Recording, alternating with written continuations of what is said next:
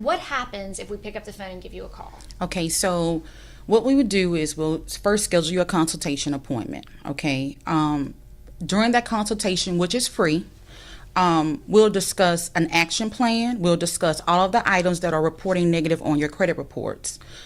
If during that process you see something that does not belong on your reports, we need to handle that immediately.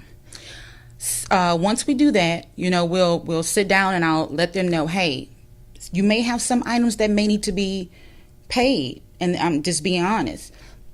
Some items we can dispute and delete, but it's all within the law. The law is what the law is what will actually get these items removed from the credit report.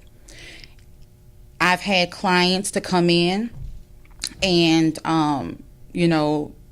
tell me that these items aren't theirs, and it is proven that it's that they are their items, but that's not what the law states. The law states that if it's reporting inaccurate in any way, name, date of birth, amounts, it has to be removed, even if it's your item or not.